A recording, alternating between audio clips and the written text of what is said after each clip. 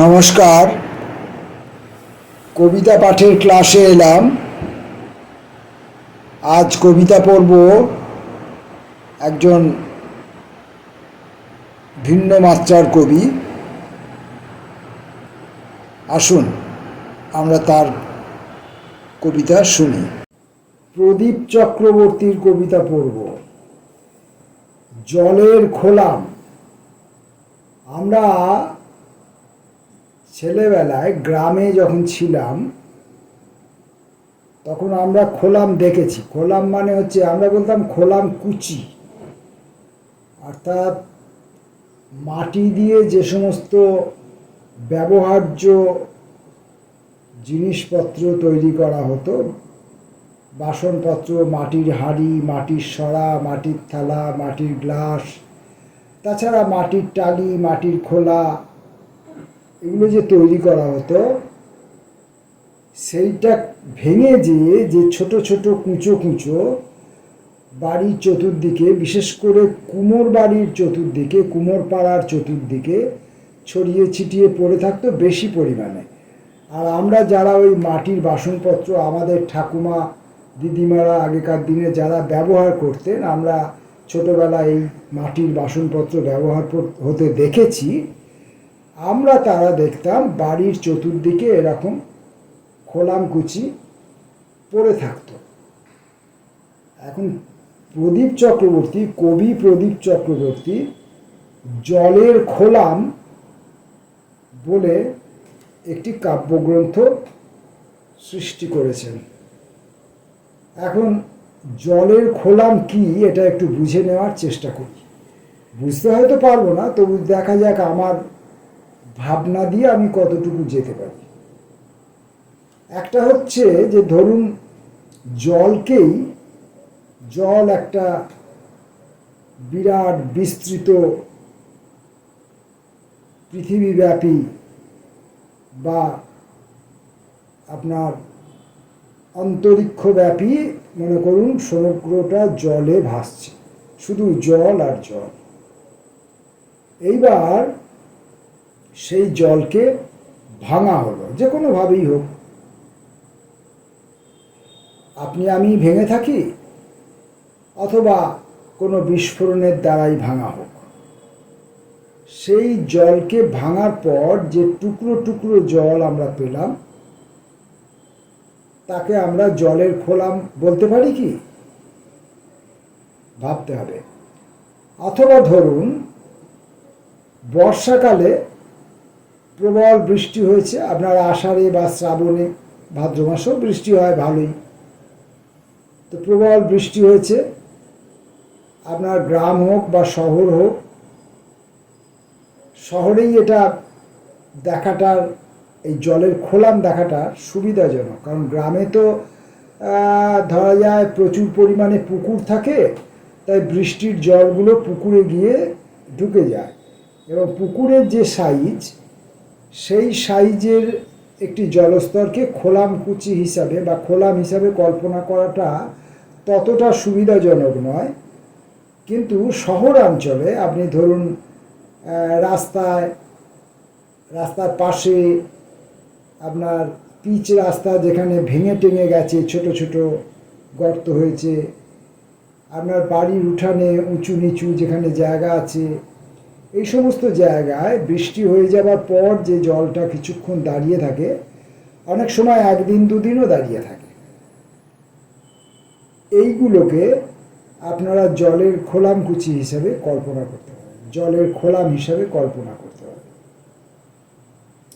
এটা হতে পারে। আর একটা হতে পারে, আমি একটু কষ্ট করে কল্পনা করলাম, যে আমরা ছেলেবেলায় পুকুর পাড়ে দাঁড়িয়ে ওই পুকুরের জলের উপরে একটা খোলাম ছুঁড়ে দিতাম, একটু বেঁকিয়ে প্যারালালি, একটু জলের সঙ্গে সমান্তরালতা বজায় রেখে আমরা ওই খোলামকুচিটাকে ছুঁড়ে দিতাম। খোলামকুচিটা জলে এমনভাবে পড়তো যে সেটা সোজা হয়ে পড়তো না, সোজা হয়ে পড়লে ওটা জলে ডুবে যাবে, ওটা চিত অবস্থায়, অনুভূমিক অবস্থায় জলের ওপরে পড়তো। আর আমি যে ছুঁড়েছি তার গতিটা ওর মধ্যে ছিল, ওই গতিটা থাকার জন্যে ওই খোলামকুচিটা জলটাকে কাটিয়ে কাটিয়ে কাটিয়ে কাটিয়ে অনেক দূর অবধি ছিটকে চলে যেত। এখন জলের উপর যে খোলাম ছুটছে, জলের জলের উপর ছুটছে যে খোলাম, সেইটাকেও হয়তো কবি জলের খোলাম বলে থাকতে পারেন। এখন কবিতা পড়ে আমরা এই জলের খোলাম উদ্ধার করতে পারবো কি না সেটা জানি না। সেটা পড়তে গেলে গভীর অভিনিবেশ দরকার। পরস্পরের মধ্যে আমাদের মত বিনিময় করতে হবে, যারা খুব ভালো কবিতা বোঝেন, যাদের কল্পনা শক্তি প্রবল, তাদের সাহায্য নিতে পারি, অথবা খোদ কবির সঙ্গে আমরা এই বিষয়ে আলাপ আলোচনা করতে পারি। তো যাই হোক, খোদ কবির সঙ্গে আলাপ আলোচনা করাটাকে আমি খুব একটা যুক্তিগ্রাহ্য মনে করি না। কারণ কবি তো আর বাড়ি বাড়ি যে পাঠকের কাছে জোনায় জোনায় গিয়ে এটার ব্যাখ্যা দিয়ে আসবেন না। তাই পাঠকেরই দায় পড়ছে এর অর্থ খুঁজে বার করে নেওয়া। তো যাই হোক, আমি এই ধরনের জলের খোলাম সম্পর্কে যতটুকু পারলাম একটা ভাবনা চিন্তা করলাম। অক্ষম লোকের পক্ষে এর চেয়ে বেশি ভাবনা চিন্তা করা সম্ভব নয়। তা আমি এখন এই প্রদীপ চক্রবর্তীর এই জলের খোলাম বইটি থেকে কয়েকটি কবিতা পড়ব বলে মনস্থ করেছি। কাজটা খুব কঠিন এবং খুব সাহসের ব্যাপার, তবু সাহস অবলম্বন করেছি এই কারণে যে প্রদীপ চক্রবর্তী আমার ভাতৃপ্রতিম, তাই আমার এই দুঃসাহসকে তিনি ক্ষমা করবেন। আর আমি পড়তে গিয়ে যে সমস্ত অনিবার্য ভুলগুলি করব, সেই ভুলগুলিকেও উনি আমার দেওয়া অলংকার হিসাবে গণ্য করবেন বলে আমি আশা করছি। এখন তার আগে আমি এই বইটির পরিচিতি দিয়ে রাখি। বইটির পরিচিতি হচ্ছে, বইটির প্রকাশ হয়েছে 2019 সালে।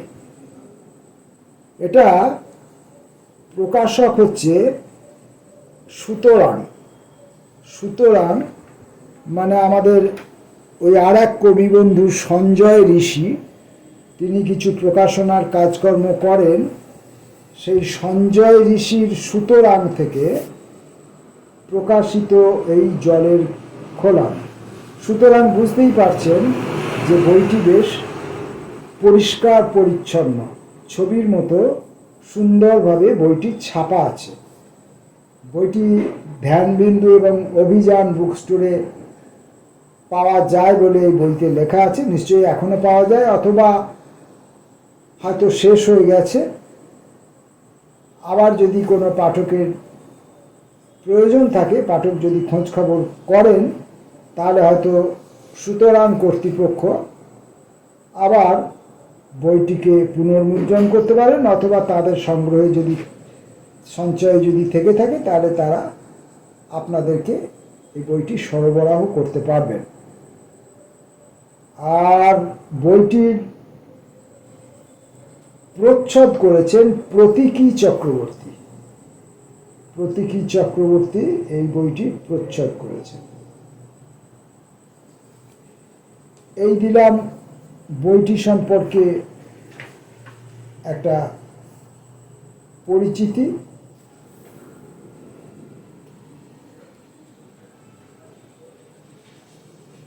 অন্য কোনো গ্যালাক্সি থেকে একটি নক্ষত্র আমাদের গ্যালাক্সিতে আসছিলেন। তো সেই নক্ষত্রটি আমাদের গ্যালাক্সির একটি নক্ষত্রের সঙ্গে দেখা করবেন বলে আসছেন। সেই খবরটা আমার ফোনে চলে এসেছিল বলে মাঝখানে আমার এই ভিডিও চলাকালীন সময় একটা বিঘ্ন সৃষ্টি হয়, মানে কবিতা পাঠের বিঘ্ন। আসলে কিন্তু এটা বিঘ্ন নয়, কারণ একটি নক্ষত্র আমাদের গ্যালাক্সিতে অ্যাড হবে, আমাদের গ্যালাক্সি আরও একটু বেশি উজ্জ্বল হবে, সংখ্যায় বাড়বে, সম্পদে বাড়বে, এই আর কি। তো যাই হোক, এখন কথা হচ্ছিল এই জলের খোলাম বইটির যিনি কবি প্রদীপ চক্রবর্তী, তার সম্পর্কে। প্রদীপ চক্রবর্তীর সম্পর্কে পরিচয় দেওয়ার কিছু নাই। তিনি একজন অতি পরিচিত একজন কবি, অতি পরিচিত এবং অতি মানে জনপ্রিয় বলবো না, কারণ জনপ্রিয় হতে গেলে যে সমস্ত সস্তা রাস্তা নিতে হয়, সহজ পথ অবলম্বন করতে হয়, সেসব তিনি নেন না। তাই সহজ বা জনপ্রিয় এমনটা নয়, কিন্তু তিনি একজন ব্যতিক্রমী কবি এবং তিনি কবি সমাজের যারা খুব মানে গবেষণাধর্মী লেখালেখি করেন, খুব বিচক্ষণ ব্যক্তি, যারা খুব উল্লেখযোগ্য, যারা খুব আলোয় উদ্ভাসিত, সে সমস্ত ব্যক্তিরা প্রদীপ চক্রবর্তীর খুব ঘনিষ্ঠ। প্রদীপ চক্রবর্তী তাঁদের খুব কাছের মানুষ। প্রচুর পত্রপত্রিকায়, নামি দামি প্রচুর পত্রপত্রিকায় প্রদীপের কবিতা প্রকাশিত হয়। কিছু কবিতার নাম এখানে দেয়া যেতে পারে, বলা যেতে পারে। এখন বাংলা কবিতার কাগজ, কবিতা ক্যাম্পাস, ত্রিষ্টুপ, নতুন কবিতা, ভিন্নমুখ, সুতরাং, কবিতা আশ্রম, এরকম অজস্র অজস্র অজস্র পত্রিকা। সব পত্রিকার নাম বলছি না। আর প্রদীপ চক্রবর্তী নিজে একটি পত্রিকা সম্পাদনা করেন, বার্ষিক কুরুক্ষেত্র। তিনি কবিতা যেমন লেখেন, তার থেকেও মানে তার কবিতার উপরে তার যে বোধ, তার যে বিচক্ষণতা, তার যে গভীর অনুধ্যান, সেটি উল্লেখযোগ্য। তিনি কবিতার উপরে প্রচুর গদ্য গবেষণাধর্মী লেখালেখি করেছেন, করে থাকেন। এই হলো প্রদীপ চক্রবর্তী সম্পর্কে আমার জানা। তো যাই হোক, আমরা এই বই থেকে কয়েকটি কবিতা পড়ার এখন সাহস দেখাবো। প্রথম কবিতাটি বড় মিয়া। বৃষ্টি ভেজা পথে ঘোড়া ছুটিয়েছি, কমলাপুলি নিশানা ভেঙে গান ধরেছে বড় মিয়া। একটু বৃষ্টি, জঙ্গল বীতস্পৃহ, জানুতে রুটি রেখে চাঁদ অববাহিত, কিছু পিছু টান, ঈষৎ সমগ্রে শিখর চূড়োর খুব কাছে, ইয়ার বক্সিরা অপেক্ষায় জড়ো। বৃষ্টি বরং আঁক কষে, কেমন নরম শব্দ ক্রীড়, নীল শ্যাঙ্গুহালি, সোনালি জলে ক্রমশ ঘোড়া মেশে জীবাশ্ম ঝংকারে। ঘোড়া মেশে অন্তহীন, ঘোড়ারা নতুনির তিলে রক্ত হয়ে হয়ে।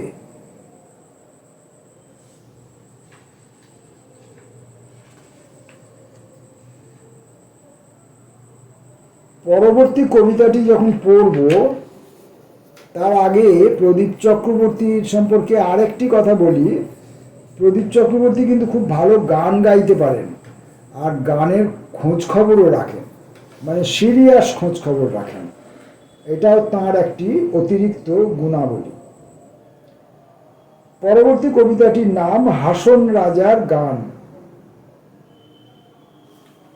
একটা ভাঙা আধখানা জানলা দেখছে শিশুটি, হিমমৌরের তালিকা দেখছে, বর্ণনাতীত অশ্বারোহী।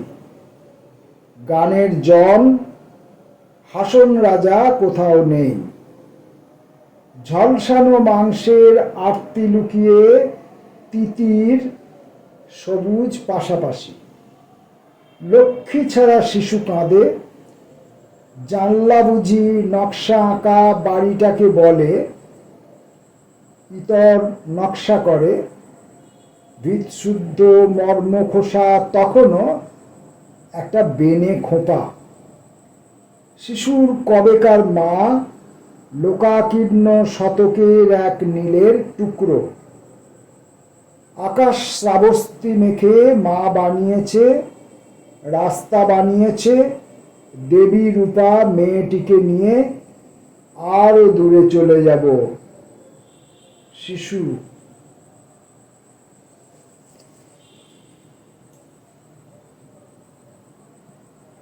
পরের কবিতাটির নাম অম্রু শতক।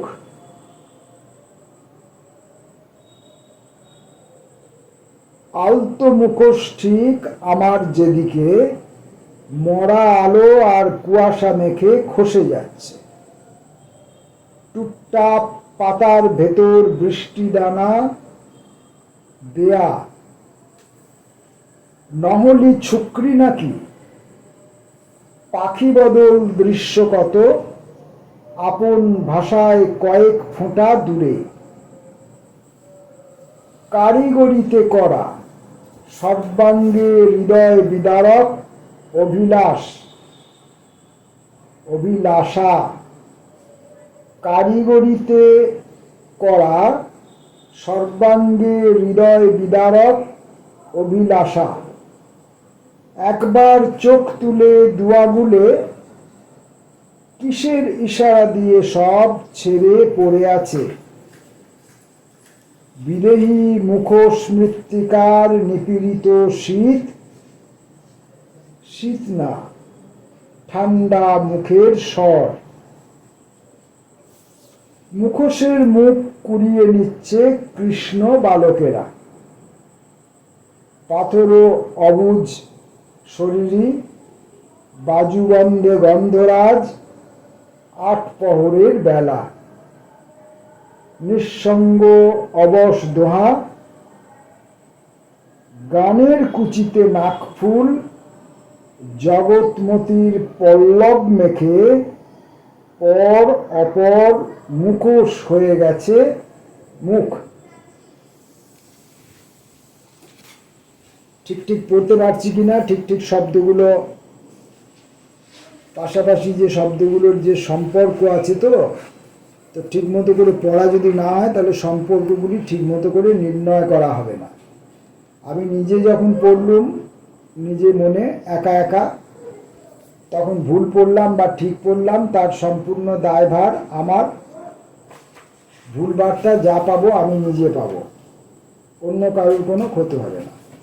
কিন্তু যখন আমি কবিতাটি অন্য কারোর জন্য যখন আমি কবিতাটি পড়ছি, ভিডিও করছি, তখন অন্য কেউ একজন যখন শুনবেন, তখন এই কথাগুলোর সঙ্গে, এই শব্দগুলোর সঙ্গে, এই ছবিগুলোর সঙ্গে, এই বোধগুলোর সঙ্গে যদি পাঠক উন্নীত না হতে পারেন, তাহলে সেই দায়টা আমার উপরে এসে বর্তাবে।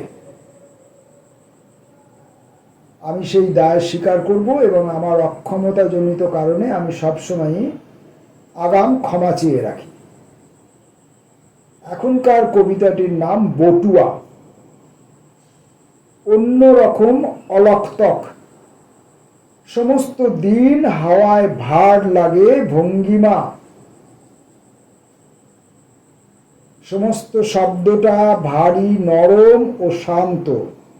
ফোঁটা ফোঁটা জল পড়ছে বৃষ্টির, শব্দটুকু লাবডব লাবডব গড়ানো অপচয় ধ্বনি। টুকরো ছোট আবিষ্ট অলিখিত কুড়িয়ে নিচ্ছে ঝরা পাতায়, আঁটো তার জামাটিকে ভেঙে। প্রাচী দিনের জল মনে পড়ে। এই একান্ত উদ্গত তুঙ্গে মণি মুক্ত রত্নের ভাঁড়ার শারীরিক খরিত অংশে খিদে পেয়েছে কারো, আমি কাউকে বলিনি। ছলকে ওঠার চেয়ে আমূল সতেজ দুঃখ অনেকটা শরিকের মতো। বোঝাই শস্যের নৌকো বিকেলে যে কোথায় যায়, যেন যাওয়ার কথা ছিল সামান্য উদাসী বাটোয়ারা। বস্তুদল শহরতলির বিদূষক। আমরা পড়ছি প্রদীপ চক্রবর্তীর কবিতা, বইয়ের নাম জলের খোলাম। এখনকার কবিতাটির নাম, কবিতা দুটির নাম ঢেউ বিক্রি করা লোকটা 1 আর 2। ঢেউ বিক্রি করা লোকটা 1। হরিণের দেহ ভাণ্ডে এভাবে আমিষ দিও না। রঙের দিকে তাকাতেই নতুন হরিণ মনে হলো। নদী ফুটছে, ফুল বইছে, বনের একটা গন্ধ, তার নিজস্ব নির্মাণ ক্ষমতা, নিরাকার একটু হবে সম্ভবত, এখানে একটু ছাপার ভুল আছে, নিরাকার একটু কুহকিনী হতে গিয়ে থমকে গেল। একটু পুরনো কোনো পট ভাঙা দূর, গোটা একটা নদীর অতল থেকে সাফ হয়ে যাচ্ছে, সাফ, গোটা একটা নদীর অতল থেকে সাফ হয়ে যাচ্ছে মানুষের কুহক। তাহলে বুঝুন। এবার আমি এখানে একটু কথা বলি। এতক্ষণ তো কবিতাগুলো পড়লাম, মাঝে মাঝে কথা বললে আমি যদি ভুল কথাও বলি তাহলেও হয়তো আপনারা একটা ঠিক কথার দিকে যাত্রা করতে পারবেন, আমার ভুল কথাটাকে কেটে দেওয়ার জন্য। সেই জন্য আমি ধরুন এই কবিতাটি যে পড়লাম, এটা পড়ে আমার যে অনুভব হলো, আমি যেটা ভাবলাম, আমি যেটাকে ধরতে চাইলাম, ছুঁতে চাইলাম, সেই চাওয়াটা যদি ভুল হয় আমি সেই ভুলটাই বলছি। আপনারা আমার ভুলটাকে কেটে সঠিকটাকে ধরার দিকে যাবার পরিসর পাবেন এই কথা ভেবে। দেখুন এখানে কেমন বলছেন কবি, হরিণের দেহ ভাণ্ডে এভাবে আমিষ দিও না। হরিণ একটি দৃষ্টিনন্দন সুন্দর একটি প্রাণী। তার গায়ের শরীরের উপরের যে রং, তার মসৃণতা, তার স্লিম শরীরের গঠন, তার সুন্দর কারুকার্য খচিত বা শাখা প্রশাখা জনিত বা সিংহ যে হরিণের শিং, তার সৌন্দর্য এবং হরিণের গতির সৌন্দর্য। হরিণের টোটালটাই সুন্দর, টোটাল হরিণটাই সুন্দর। তা সেই একটি হরিণ, তার ভেতর যদি তুমি আমিষ না দাও তাহলে সেই সৌন্দর্যটি রক্ষা করা একটু সহজ হয়। সেই আমিষ না দিলে সেই সৌন্দর্যটিকে মাংসাশী প্রাণীরা আক্রমণ করার ইচ্ছে পোষণ করবে না, এবং তারা যেহেতু সুন্দরের পূজারী নয় তাই তারা হরিণের দিকে যাবেও না। এবার যারা সুন্দরকে ভালোবাসে তারা হরিণকে দেখবে, এবং হরিণের মধ্যে যদি আমিষ না থাকে তাহলে সৌন্দর্যটুকুই আমরা উপলব্ধি করব, আমিষজনিত কোনো লোভ আমাদের মধ্যে সৃষ্টি হবে না। এটাই বোধহয় কবি বলতে চাইছেন। আমার মনে হয় রঙের দিকে তাকাতেই নতুন হরিণ মনে হলো। এবার দেখুন আবার কি বলছেন কবি, বলছেন নদী ফুটছে আর ফুল বইছে। আমরা তো জানি ফুল ফোটে নদী বয়, কবি বা জিনিসটাকে উল্টো করে দিলেন, বলছে নদী ফুটছে আর ফুল বইছে। ব্যাপারটা বোধহয় একই রকমের হবে, অর্থ বিশেষ কিছু পাল্টাবে না। নদী বইছে এটাও যা, আর নদী ফুটছে এটা বোধহয় একই রকমের, কারণ নদীর মধ্যে স্রোত, ঢেউ এসবগুলো কাজ করতে থাকে। যেন মনে করুন নদীর জলের মধ্যে তার পাপড়িগুলো অনবরত খুলছে, নতুন নতুন পাপড়ি সৃষ্টি হচ্ছে, পাপড়িগুলো চতুর্দিকে আস্তে আস্তে তার পাড়ের দিকে ছড়িয়ে পড়ছে। তাহলে নদী ফুটছে যদি আমি বলতে থাকি, এবং এটা কন্টিনিউয়াস, অনবরত চলছে, এবং সেটা এক জায়গা থেকে অন্য জায়গায় স্থানান্তরিত হচ্ছে। এই ফুল ফোটার সঙ্গে এই স্থানান্তরের একটা সাদৃশ্য আছে। ফুল যখন ফোটে তখন ফুলের রূপ, সৌন্দর্য, রং এবং ফুলের গন্ধ সেটি স্থানান্তরিত হয়। তাহলে ফুল ফোটার সঙ্গে নদী ফোটার আমি বিশেষ কিছু তফাৎ দেখতে পাচ্ছি না। তাই নদী ফুটছে যদি কবি বলেনি, দোষটা কি করলেন? ঠিকই বলেছেন। আবার ফুল বইছে, ওই একইভাবে নদী বওয়ার মতো করে আপনি কল্পনা করুন। ফুল যখনই ফুটছে তখনই তার রং, তার রূপ, তার সৌন্দর্য এবং তার গন্ধ, সুগন্ধ, সেটি চতুর্দিকে বাতাসের ভেতর দিয়ে, বাতাসের তরঙ্গের ভেতর দিয়ে ছড়িয়ে পড়তে থাকে। অর্থাৎ ওই নদী বয়ে যাওয়ার মতোই সেটি প্রবাহিত হতে থাকে। তাহলে নদী ফুটছে বললেও দোষ হয় না, আর ফুল বইছে বললেও দোষ হয় না। কবি শুধু একটু অন্য রকমভাবে বললেন, আপনাদেরকে প্রত্যাশিত শব্দটি থেকে সরিয়ে আনলেন, আপনাদেরকে ছোট্ট করে একটা ধাক্কা দিলেন, একটুখানি হোঁচট খাওয়াতে সাহায্য করলেন। কারণ গয়ঙ্গচ্ছ চিন্তায় যদি আমরা থাকি তাহলে পরে আমাদের চিন্তার বিভিন্ন দিকের স্ফুরণ হয় না, আমাদের চিন্তা শক্তি লঘু হয়ে যেতে থাকে, আমাদের চিন্তা শক্তি দুর্বল হয়ে যেতে থাকে। সেই দুর্বল হয়ে যাওয়া চিন্তা শক্তিকে, লঘু হয়ে যাওয়া চিন্তা শক্তিকে আঘাত করা প্রদীপ চক্রবর্তীদের, কবিদের মতো কবিদের একটি কর্তব্য।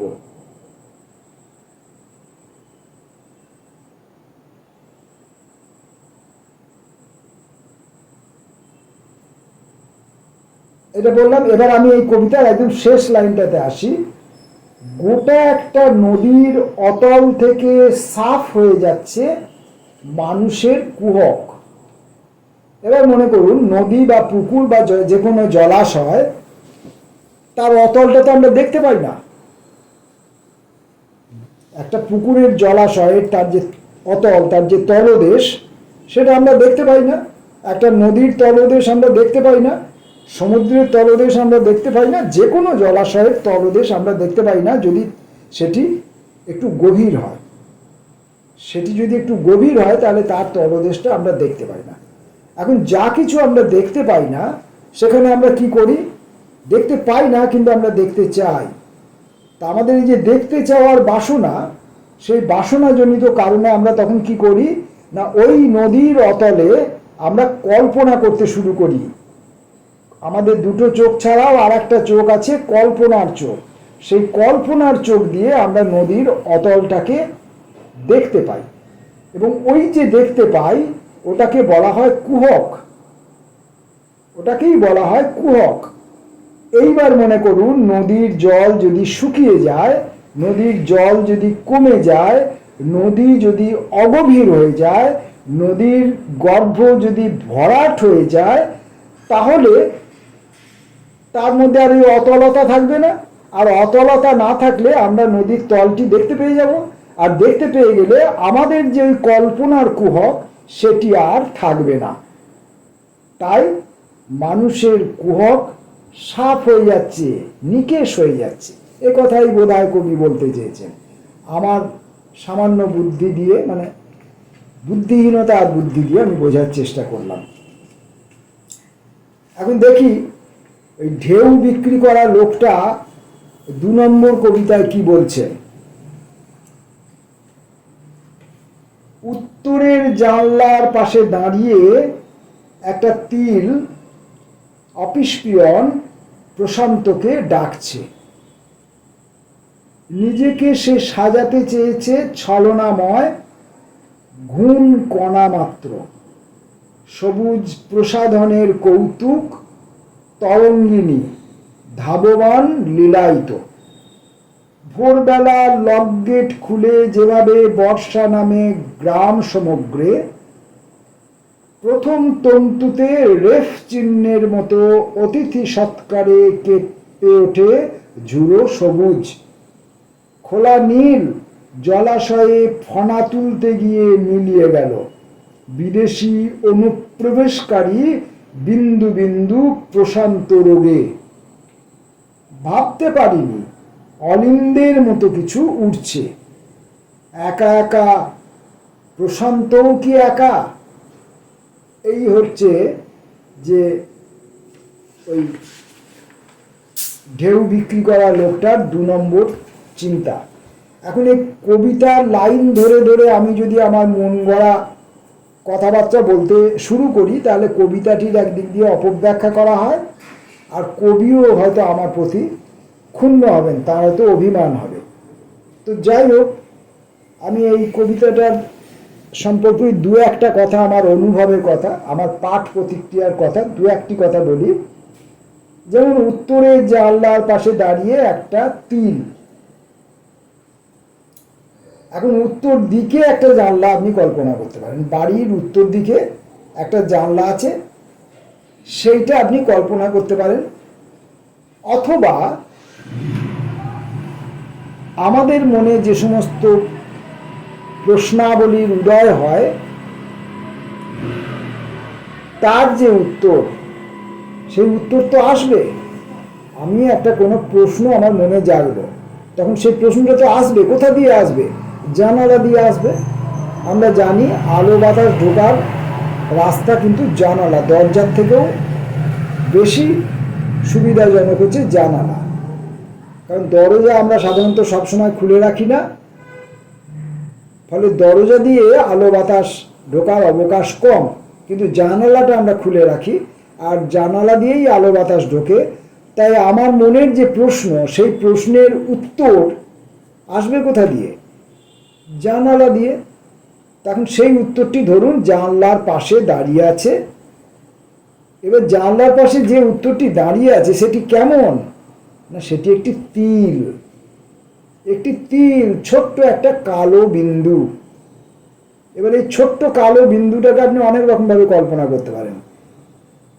তিল আছে এমন একজন মহিলার কথা কল্পনা করতে পারেন, এমন একটি মেয়ের কথা কল্পনা করতে পারেন, তিলবতী, যার ওষ্ঠে বা গণ্ডদেশে কোথাও একটি তিল আছে, তার কথা কল্পনা করতে পারেন। অথবা আপনি কি তিল মানে কি কৃষ্ণ গহ্বরকে কল্পনা করবেন? জানি না, একটু বেশি ভাবা হয়ে যাবে হয়তো। সেই তিল কি করছে না, অফিস পিয়ন প্রশান্তকে ডাকছে। এখন এখানে এই তিলবতীকে কল্পনা করলে অফিস পিয়ন প্রশান্তকে যখন ডাকছে, এটা আমাদের একটু বেশ রোম্যান্টিক লাগে, একটু বেশ সুন্দর লাগে। অতএব আমরা কৃষ্ণ গহ্বরের দিকে যাব না ধরুন, আবার যেতেও পারি। কারণ তিলবতী যে কৃষ্ণ গহ্বর হবেন না, তারই বা কি গ্যারেন্টি আছে? কারণ কৃষ্ণ গহ্বর তো আকর্ষণ করে, সব কিছুকে টেনে ভেতরে ঢুকিয়ে নেয়, সব কিছুকে আত্মস্থ করে, সব কিছুকে নিজের মধ্যে লয় করে দেয়, বিলীন করে দেয়। এখন এই তিল যদি প্রশান্তকে ডাকে, অর্থাৎ প্রশান্তকে চুম্বকের মতো নিজের ভেতরে টেনে নেয়, তাহলে তাকে আমি কৃষ্ণ গহ্বর বললে অসুবিধে কি আছে? কিন্তু পরবর্তী লাইনে কবি বলছেন, নিজেকে সে সাজাতে চেয়েছে ছলনাময় গুণ কণা মাত্র। ছলনাময় সাজাতে চেয়েছে এবং গুণ কণা মাত্র, যে গুণ কুড়ে কুড়ে খায়। কাঠ, কাঠের ফার্নিচার, কাঠের জিনিসপত্র, গাছ, গাছের কাণ্ডকে, সাধারণত সজীব কাঠকে ঘুণ খায় না, অন্য কোনো পোকামাকড়ে খায়। ঘুণ সাধারণত আমাদের ঘরের ভেতরে যে আসবাবপত্র, কাঠের আসবাবপত্র, সেখানেই ঘুণ থাকে। আমি জানি না ঘুণের আরও কিছু কার্যক্রম আছে কিনা। তো সেই ঘুণ যেভাবে কুড়ে কুড়ে কুড়ে কুড়ে কুড়ে খায়, সেভাবে এই তিলটি আমাদের অফিস পিয়ন প্রশান্তকে কুড়ে কুড়ে খাবার জন্য ছলনাময় হয়ে সেজে, ছলনাময়ী বললে বোধহয় আরো ভালো হতো, আমার একটু সুবিধে হতো, সে নিজে জানলার পাশে এসে দাঁড়িয়েছে। প্রশান্তর কি দুর্বিষহ অবস্থা এবার আপনারা ভাবুন পাঠকবৃন্দ। এখন প্রদীপের এই কবিতার বইয়ে অসাধারণ অসাধারণ সব কবিতা আছে। এত বড় বই, সব কবিতা তো আর পড়া যাবে না, আরো দু একটি কবিতা পড়ি। ধরুন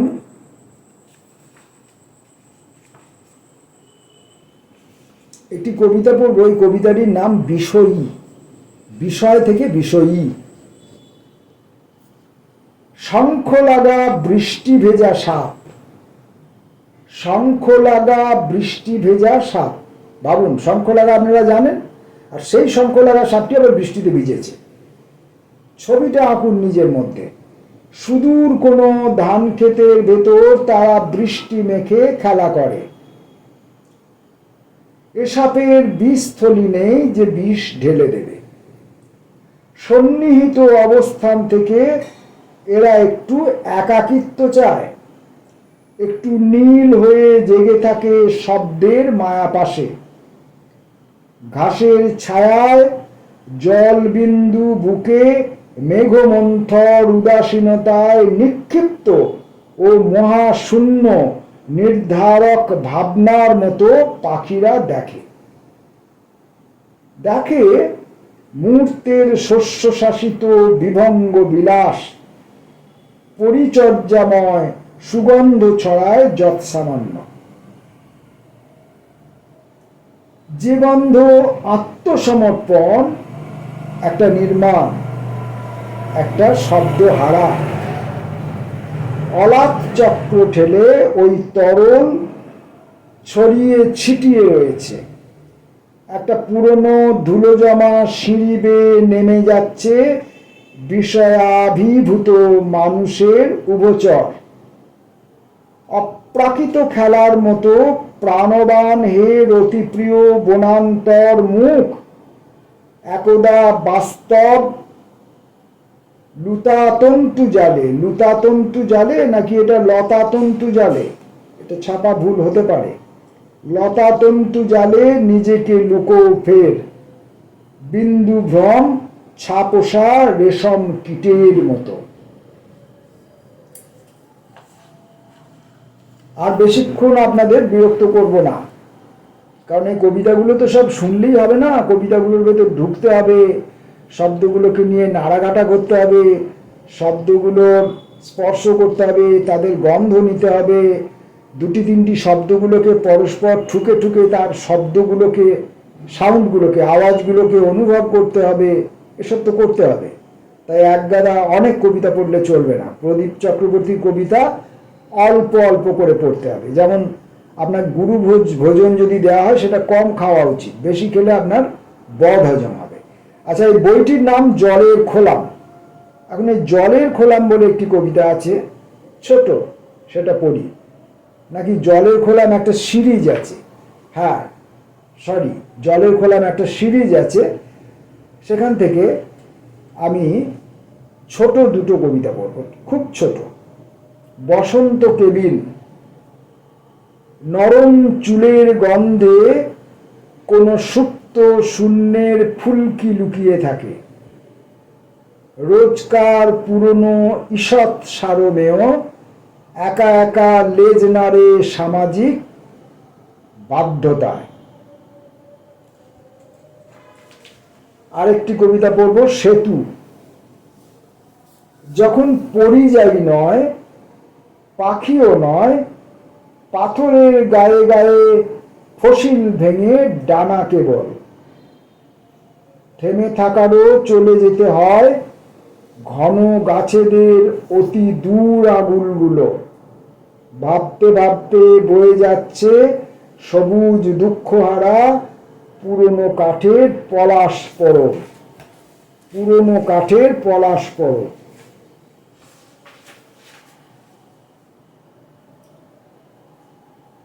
আচ্ছা, আর একটা কবিতা পড়ে আমি এটা শেষ করব। জলের খোলাম থেকেই আর একটা কবিতা পড়ব, ফেরারি।